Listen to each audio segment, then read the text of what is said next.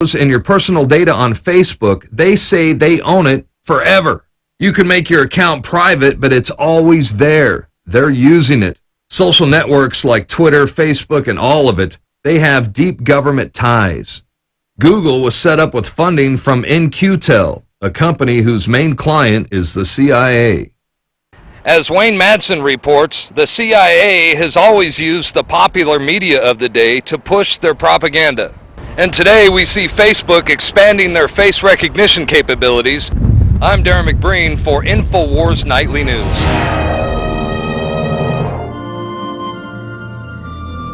The American dream. There's a reason they call it a dream. Who's there? Cock-a-doodle-doo, pal.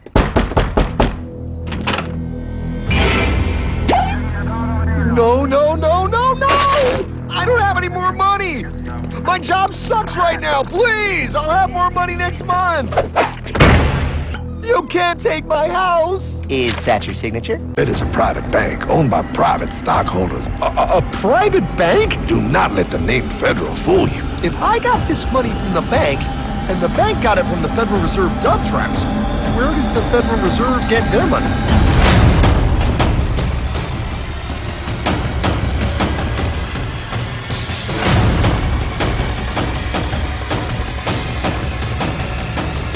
They take our property away, just like Thomas Jefferson said they would.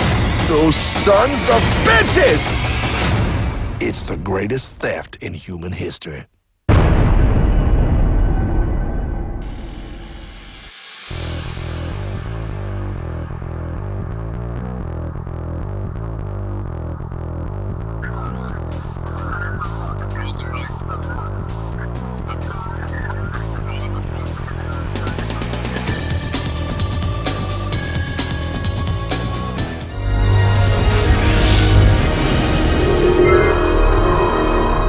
Welcome back. It's Infowars Nightly News on this Tuesday, September 13th, 2011 edition. The Health Ranger, Mike Adams, is going to be joining us in a moment to break down some of the stories that we're about to start covering here. First off, we've got some good news. TSA creator says dismantle, privatize the agency. We'll be talking more about that with Mike Adams. This out of Human Events, another victory showing no matter how much propaganda and how arrogant and hubris-filled the social controllers are, they will not break our will. Then we fight back. We can take back our society. Also, we're going to talk to Mike about another victory.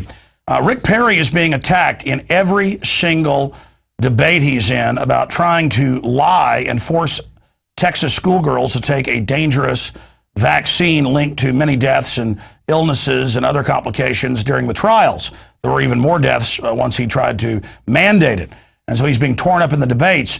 And more good news is coming out as all the candidates basically turn against him, showing that our ideas that were laughed at 4 or 5 years ago when they were causing deaths in the trials are now becoming mainstream because we have facts and the truth on our side. It's also coming out that Merck paid legislators to pass mandatory Gardasil vaccine bill. And the numbers have come out, what they paid for the yes votes. We're talking $2,000 to $3,000 per person in the California legislature, some as low as just $1,000 to do this, when they make over $500 for the 3 rounds of shots.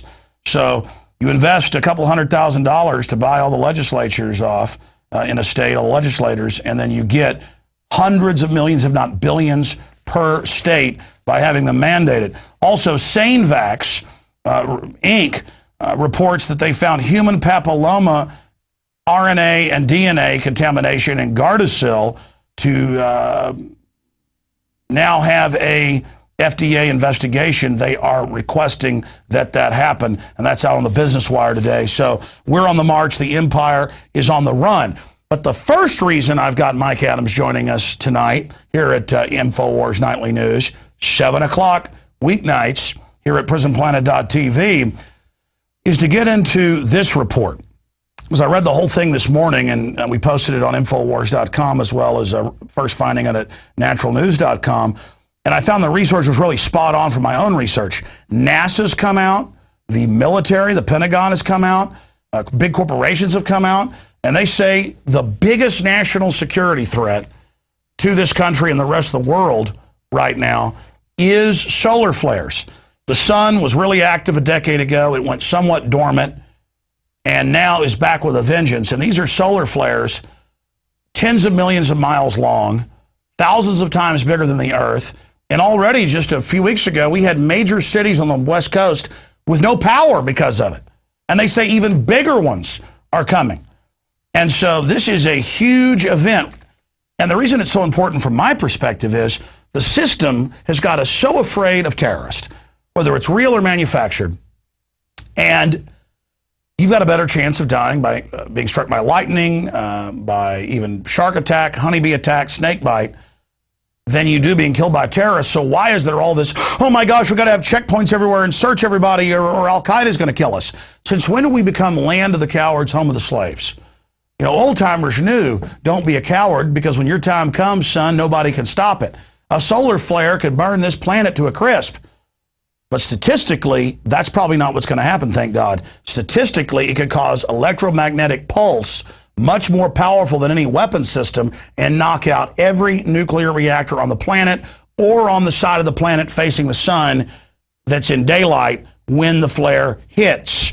And we already saw a big weapons plant that was mixing uranium and plutonium in France explode yesterday. And they said, don't worry, there's no radiation, but there were some deaths, just like they lied to us for several months. Remember that? They lied to us for more than 3 months, saying there's no high radiation, there's been no meltdowns. Turns out 5 of the 6 reactors in Japan at Fukushima completely melted down. I knew that 3 days in when reactor number 3 with MOX fuel, plutonium, blew up, and I blew up the video and saw what looked like rods. I went and looked at the manufacturer of that 40-year-old General Electric system and learned that was a rod casing, not just from the rods stored on top, but internal rods. It completely blew sky high. They knew the isotopes showed there'd been a total meltdown, the biggest disaster in human history with nuclear systems. And our government's answer was raise the levels of what they say is safe radiation. So that's my commentary on the situation. Now, to go through it all is just a great patriot, somebody who is just doing so much wonderful work. Out of all the great people out there fighting corruption, I've got to say Mike Adams is right up there at the top from Natural News. Of course, he is the health ranger, and we're going to go through all of this, the solar flares, the vaccines, the TSA, and the fact that he narrowly has survived. You're talking just 100 yards away, helicopters dumping, putting out fires. So he can't be in studio because he's still got the fires at bay as he lives outside Austin, ravaged. Mike Adams, great to have you here with us. Hey, Alex, great to be joining you. Thanks for having me on. Mike, I've thrown out all these issues. What do you want to tackle first? Well, let's talk about the solar flares. And now segueing from the fires of Central Texas, which were quite devastating. You know, I'm into personal preparedness, as you are, and most of your listeners are. But when those fires hit, I realized I had a huge gap in my preparedness plan. I did not have a fire respirator and fire gear. So I immediately made sure that I had that covered. And then, so I actually ordered products and got them in, and now I can actually fight fires to some degree that are in my front yard if I have to. But then I also began to ask questions, where else do I have gaps in personal preparedness? What are the real risks to safety, to growing food, to surviving on our planet? Now, you hinted at this. One of the things that the U.S. government does just maliciously and insidiously is they make people think that things that aren't dangerous are very, very dangerous, like so-called terrorism.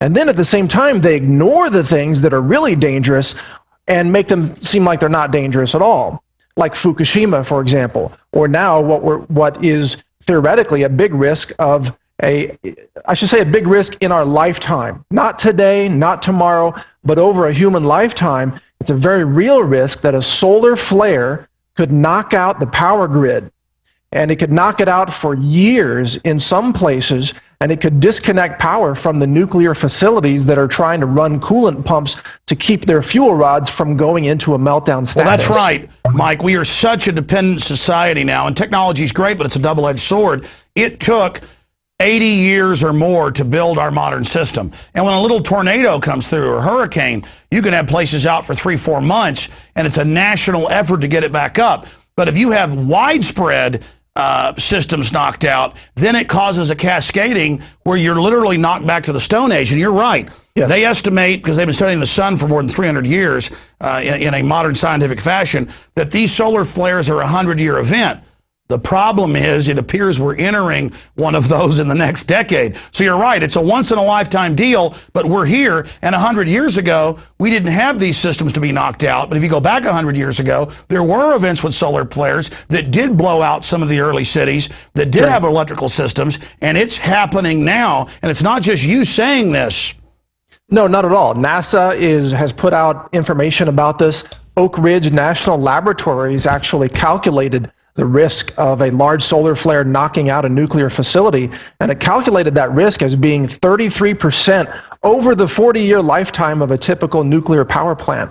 So that's a 1/3 or 33 in 100 chance for every nuclear facility that exists out there. But the really, well, you could say good news or bad news is that these events, and the last big one was called the Carrington event in 1859.